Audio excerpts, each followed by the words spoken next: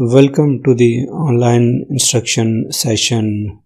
Topic for today's discussion is sentences and structures, noun patterns. Dear students, in the previous lectures, we started seeing grammar as a useful tool for organizing a text in a specific way and providing a basis for its interpretation.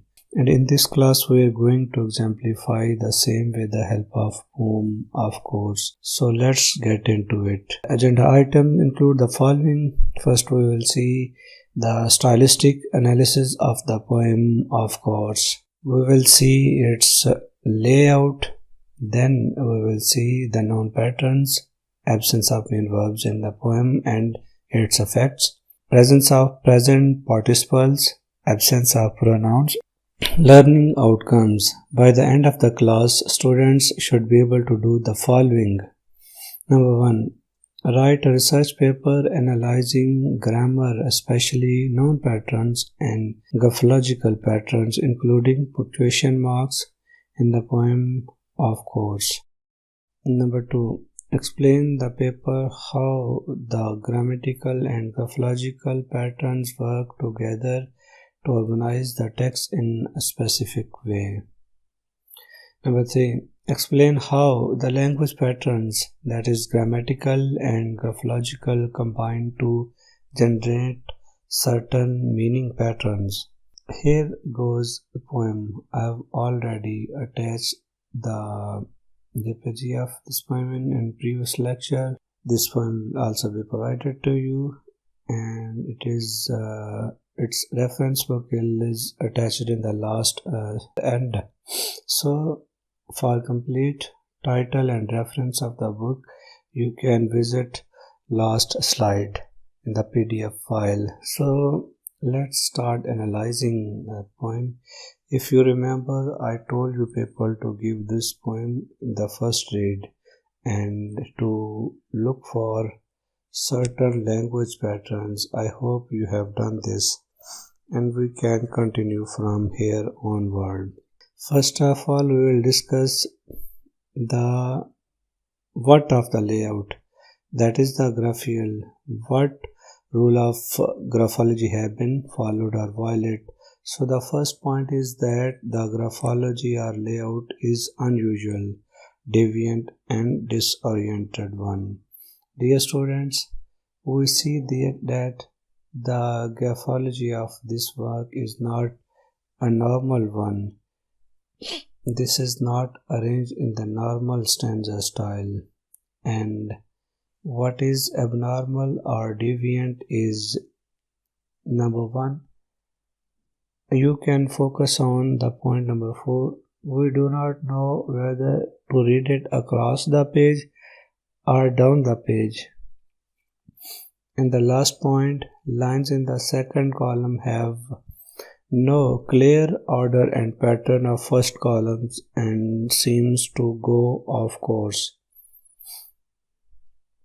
So we can see that the second column seems to, especially second, seem to go off course. The lines do not have any specific pattern or arrangement. Though the first column does seem to have some arrangement, the second column doesn't seem to have any.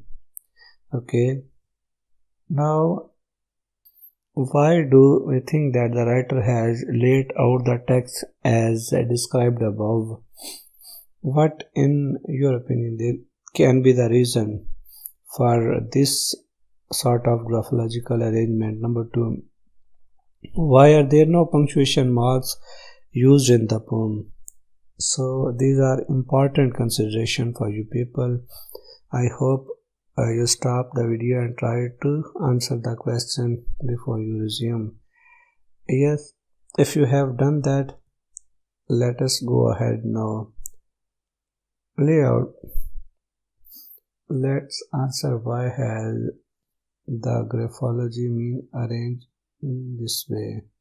Number 1, the absence of clear structure or the ending is a disturbing one, of course. Very simple and clear. Number 2, the movement of word in the second column even more clearly suggests disorder. which is reinforced by the absence of punctuation marks. So dear students, we see that the graphology and the lack of punctuation marks suggest disorder in the text. Now while we discuss and discover in a while. Point number 3.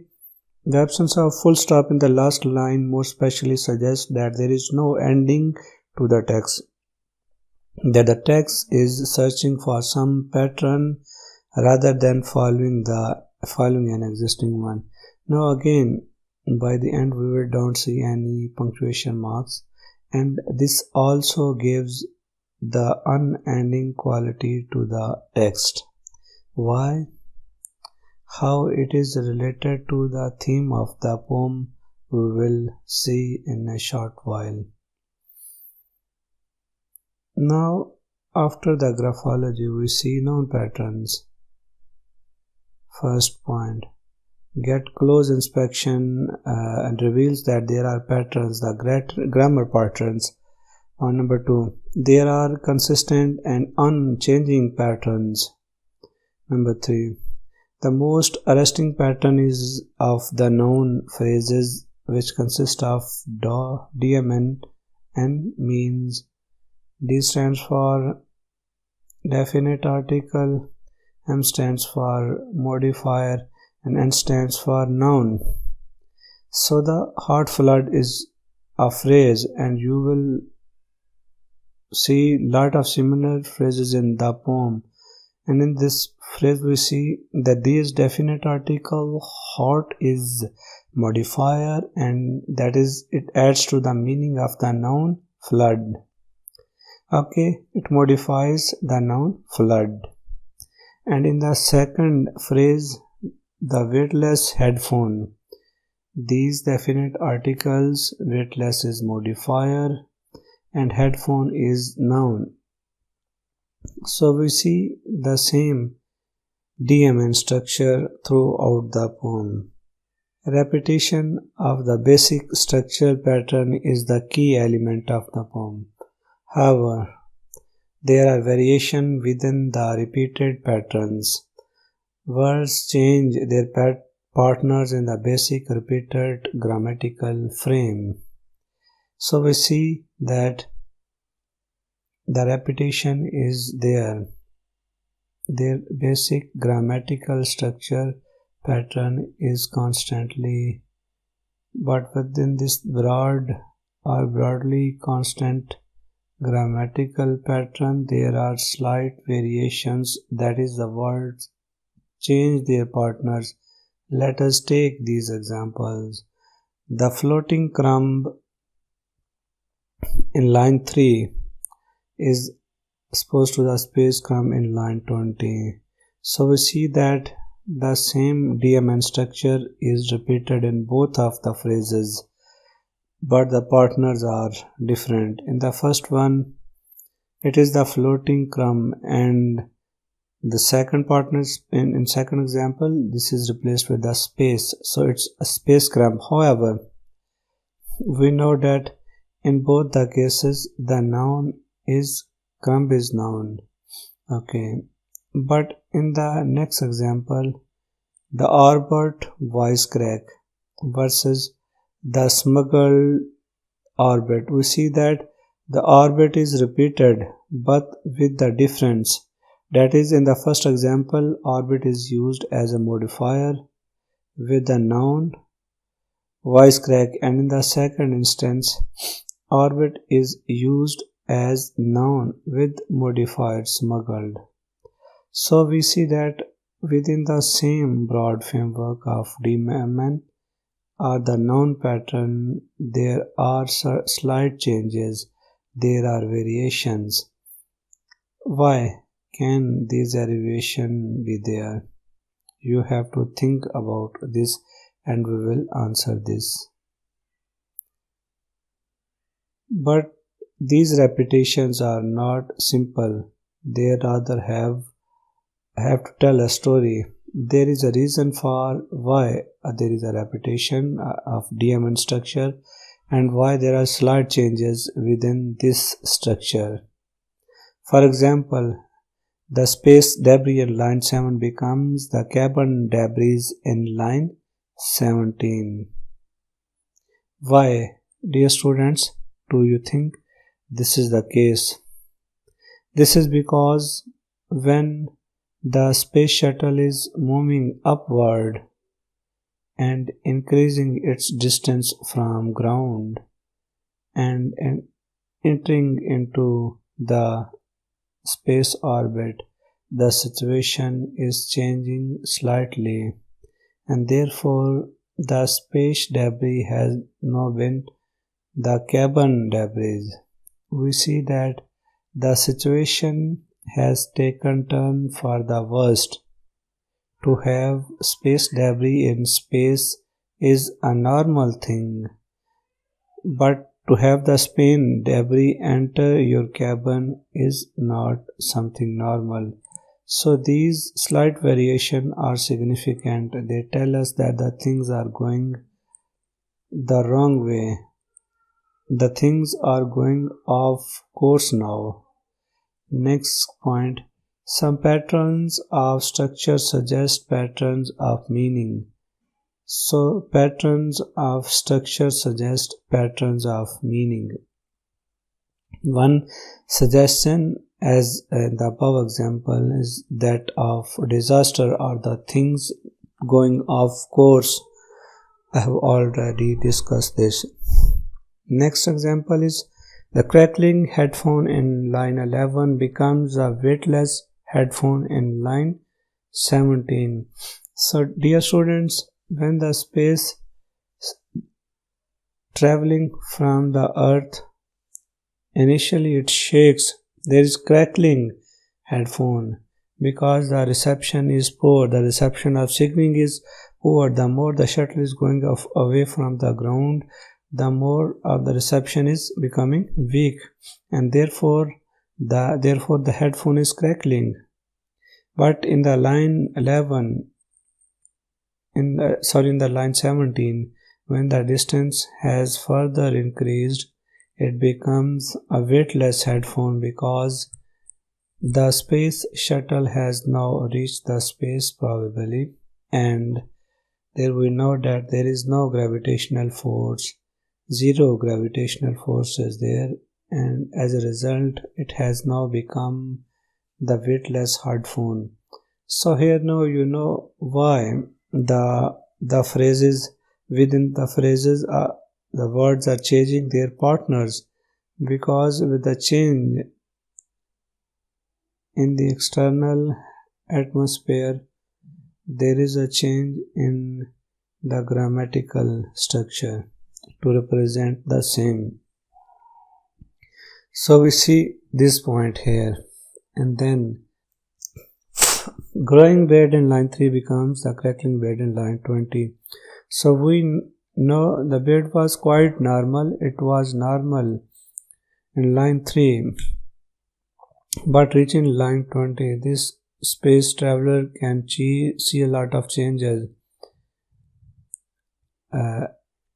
As long as it moving closer to the space, closer and closer, the things, normal things turn into abnormal.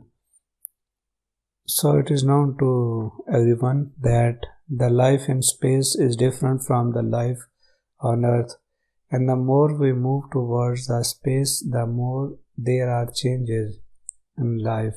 So things become bad because of losing touch with the earth, because of not having gravitational force.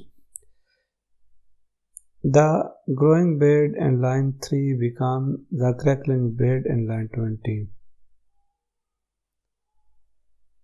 The changing word within the same basic grammatical patterns enable the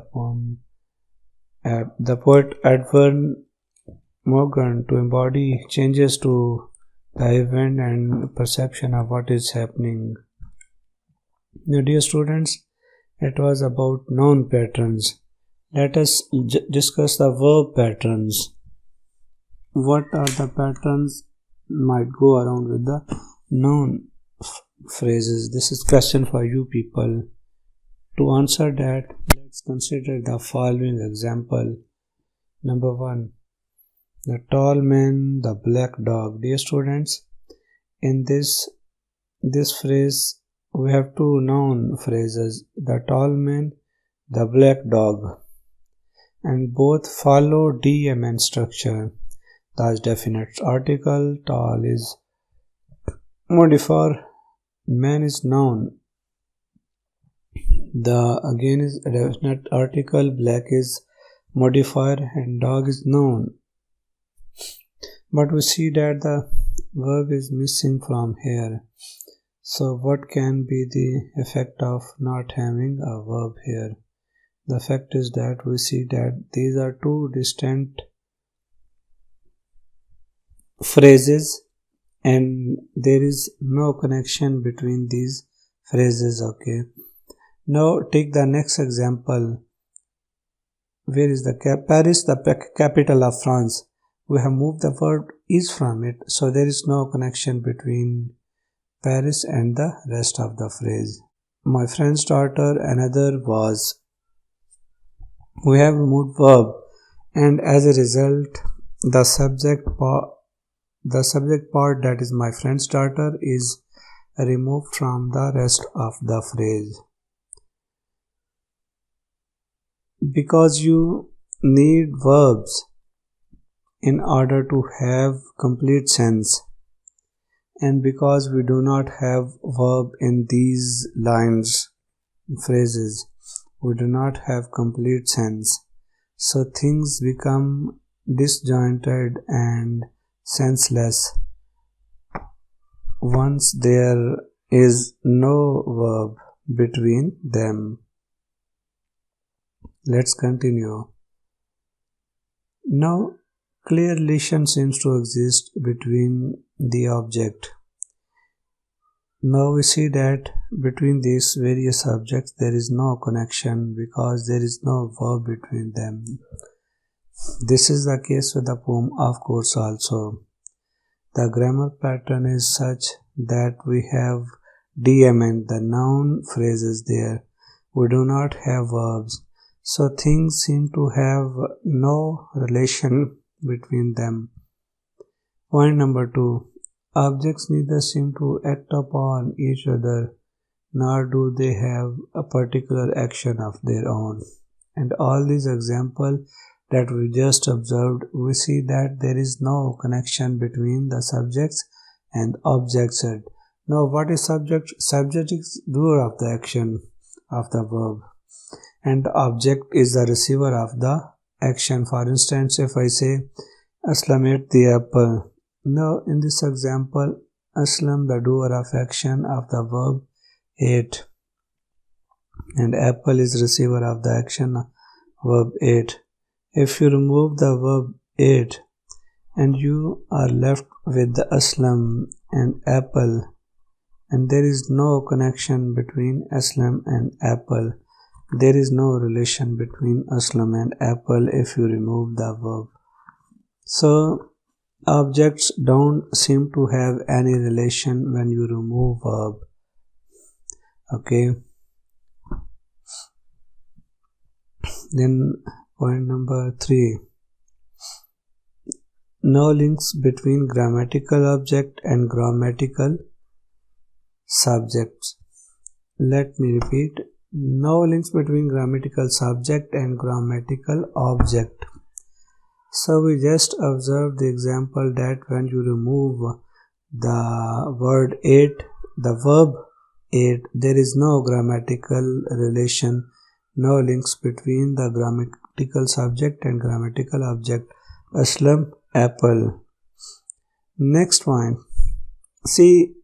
We see normal relations suspended and disconnected in of course also. Since in the poem of course there is no verb, and since there are only noun patterns, we see that the normal relations between object and the subjects or between things have suspended, and they are disconnected from in the poem, of course.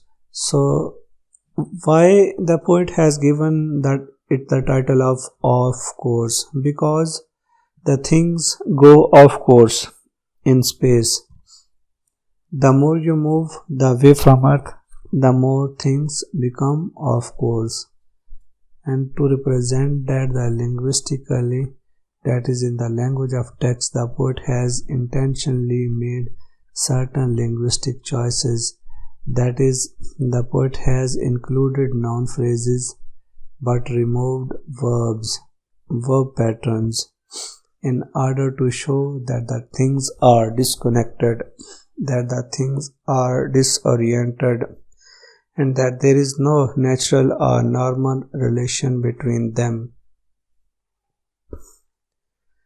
Absence of main verbs in the poem and its effects.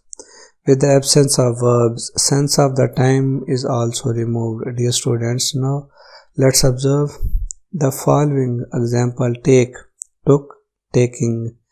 When we have verb, we also have a sense of time, because it shows that it is happening in the present.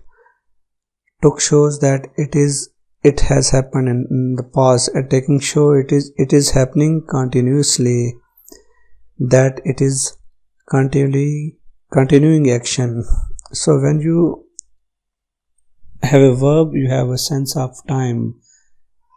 But since in the poem, of course, we also have intentionally chosen not to include verb in the poem, the result is that there is timelessness in the poem. Focus on the second point. The poem, of course, has as a result a certain timeless qualities, as if normal temporal relations are suspended too.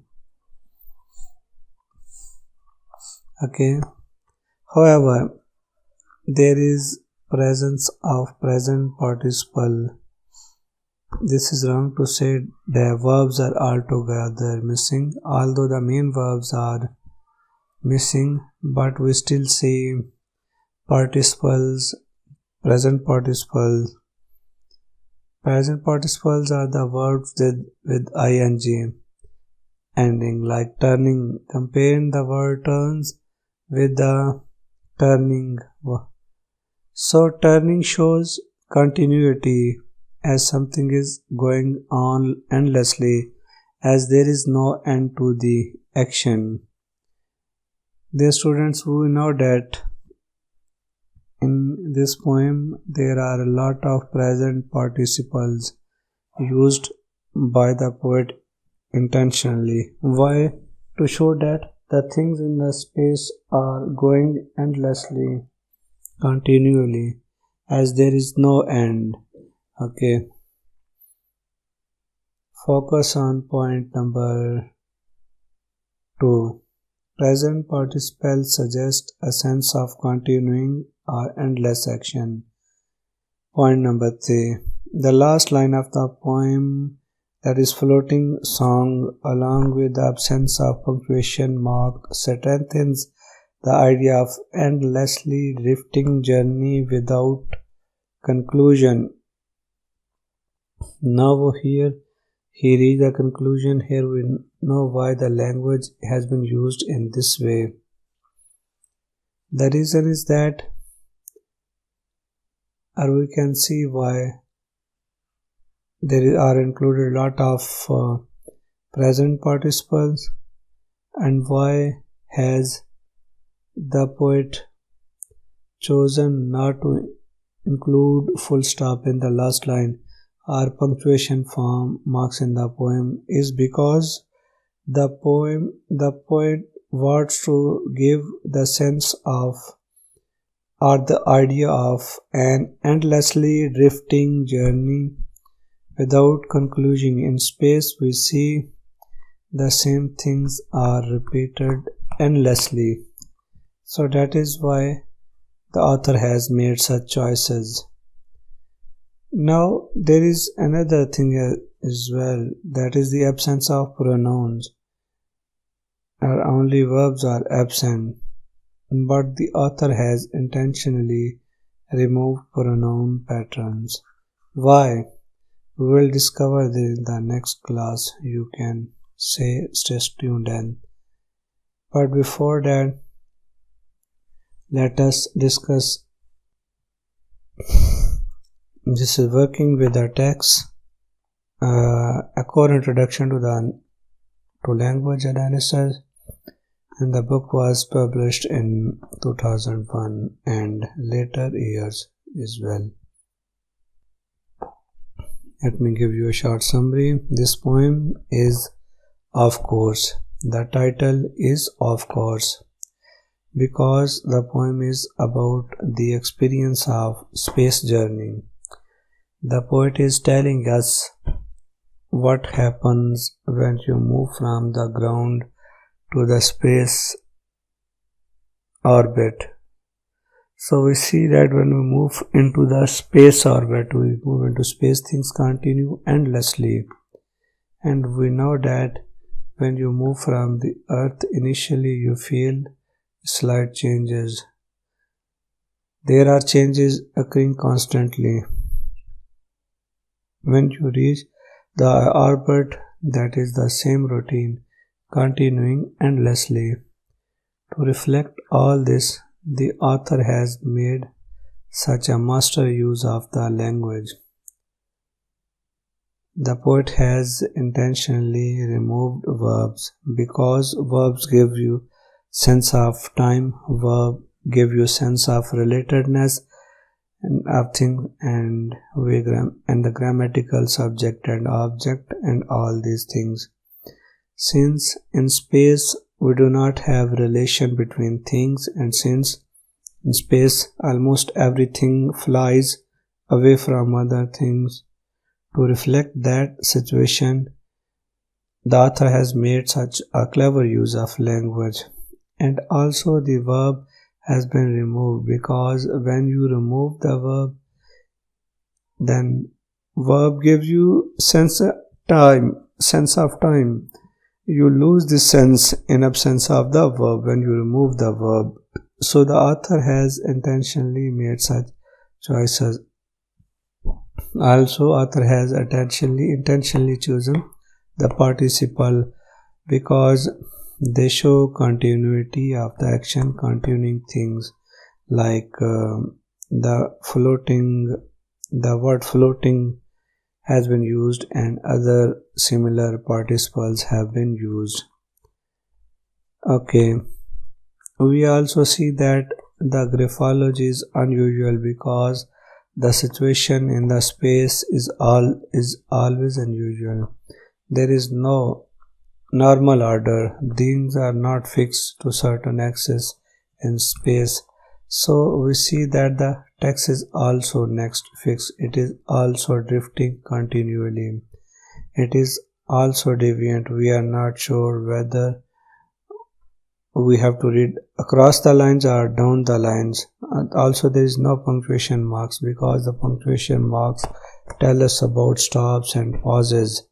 But in space there is no stop, no pause. Things continue with the same way throughout. They move on and move on. To reflect that situation and to create an image that image in our mind, the author has cleverly used the language in this way. So you can see how the language can be used to build a theme, and this is what we mean by stylistic analysis. So far, if we have answered two questions. Question number 1, what is the language, what rules have been followed and what rules have been deviated from. Number 2, why, the interpretation, the critics, why the critics say why the author has done this. So I hope you have understood all the poem and the theme of the topic. We will meet in next class. See you then.